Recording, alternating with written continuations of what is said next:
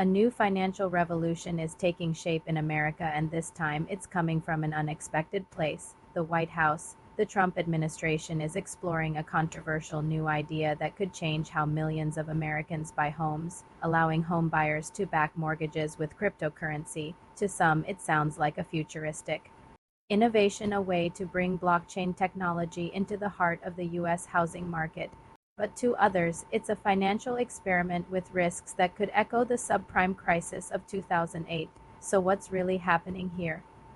Why would the government want to let crypto into one of the most regulated sectors in the economy? And what could it mean for the future of real estate, finance, and the American dream itself? For decades, the housing market has been powered by a simple formula. Banks issue mortgages, homebuyers make payments, and the loans are bundled into securities traded by investors. It's a system built on trust, regulation, and the steady flow of US dollars. But now, a new form of value, digital value, is challenging the system from the outside. In the last 5 years, cryptocurrency has evolved from a speculative digital asset into a 2 trillion ecosystem.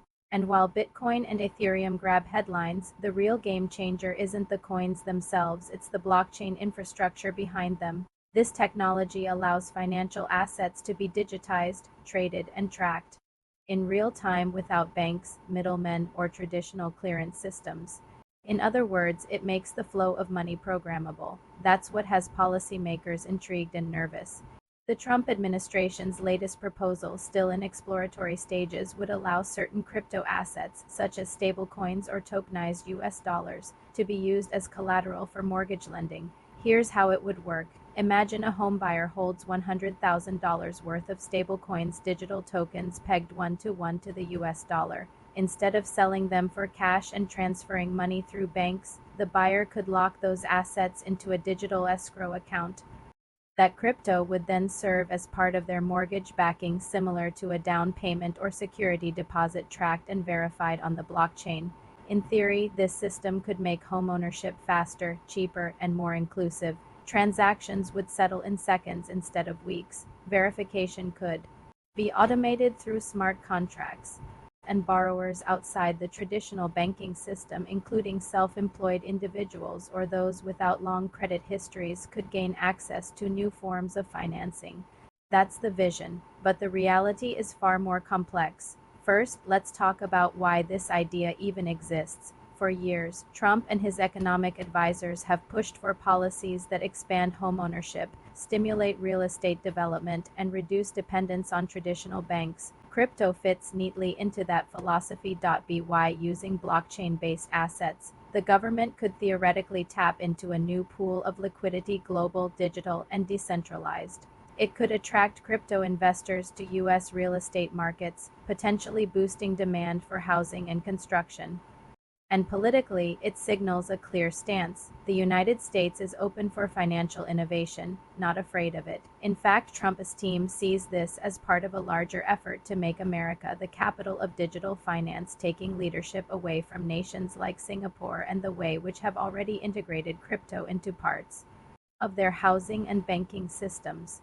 So on paper, it looks like a win-win. Crypto gets legitimacy, the housing market gets liquidity, and the administration gets to say it's driving innovation. But there's another side to this story. Because for every new opportunity, there's a risk that's just as large or larger. Economists warn that crypto-backed mortgages could open the door to volatility exposure in the housing market. Here's why. Even so-called stable coins can lose their peg, as seen with the collapse of Terraust in 2022. If a digital asset backing a mortgage loses value overnight, lenders could suddenly find themselves under-collateralized, meaning the security they hold no longer covers the risk. That could destabilize not only individual loans, but also mortgage-backed securities tied to them, the same type of complex financial products that triggered the 2008 financial crisis.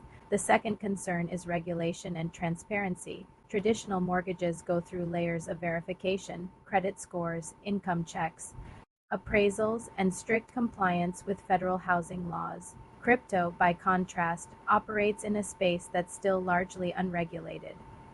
If digital wallets or smart contracts are used as collateral, who ensures that the assets are real, liquid, and not being double pledged elsewhere?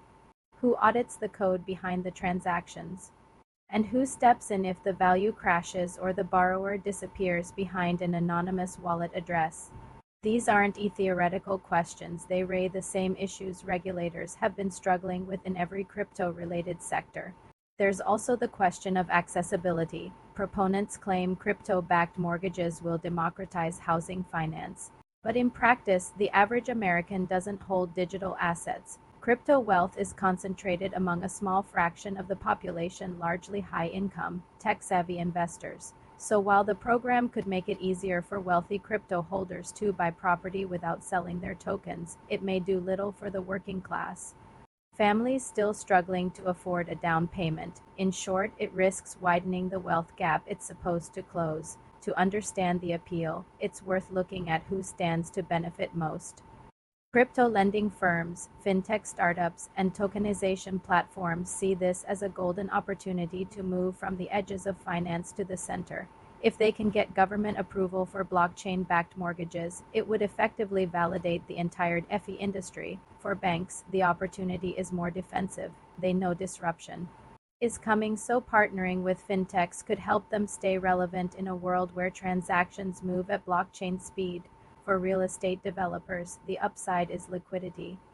By accepting digital collateral, they can attract foreign investors instantly, sidestepping long banking delays and currency conversion issues. And for the Trump administration, the political reward is narrative control. We brought innovation home. We made crypto American again. Still, the risks remain. The U.S. housing market is the backbone of the nation's economy, a 45 trillion industry that underpins everything from retirement funds to municipal bonds. Tying that system to a volatile, lightly regulated asset class could introduce new layers of fragility. Even stablecoins depend on confidence. Lose that, and the whole system shakes. Imagine a scenario where a sharp crypto downturn forces lenders to liquidate digital collateral, triggering a wave of sell-offs not in tech stocks this time, but in real estate. The ripple effects could be massive. Critics also point out the legal contradictions. With housing finance is governed by agencies like Fannie Mae and Freddie Mac, which operate under strict rules about collateralization, insurance, and credit verification. Integrating crypto assets would require rewriting parts of that framework, something Congress and federal regulators would need to approve. It's unclear whether that support exists. While Trump's team is open to innovation, key financial institutions, including the Federal Reserve and the SEC, have repeatedly warned about the dangers of integrating digital assets into consumer finance. Without clear oversight, the idea may remain more political signal than economic policy. Yet the trend is spreading globally. In Dubai, tokenized real estate is already being sold through blockchain platforms. In Singapore, regulators are testing programs that allow smart contract mortgages, and in Latin America, several governments are exploring digital collateral systems to improve property access for unbanked citizens. In other words, whether the U.S. leads or not, this wave of financial innovation isn't slowing down. The only question is, will America shape it or chase it? So what happens next? If the Trump administration moves forward, the first phase will likely be a pilot program limited to a handful of financial institutions under regulatory supervision. The goal: test blockchain integration in mortgage processing and collateral management. If it works, we could see the first crypto-backed home loans issued within the next 2 years. If it fails, the experiment will serve as another reminder that not every innovation belongs in traditional finance. Either way, the stakes are high. Because this isn't just about crypto or housing, it's about control of the future financial system. The story of crypto's rise has always been about disruption, taking power away from centralized institutions and giving it to individuals. Now, with Washington's involvement, the revolution is turning full circle. The system crypto once tried to replace is now trying to absorb it. Whether that results in innovation or instability will depend on how and why this integration happens. Because one thing is certain, when you mix blockchain with mortgages, the consequences won't stay digital for long. The Trump administration's push to merge crypto and housing is more than a financial idea, it's a symbol of a changing era, an era where technology, politics, and money are colliding faster than regulators can keep up. And no matter which side wins, the next decade of finance won't look like the last one.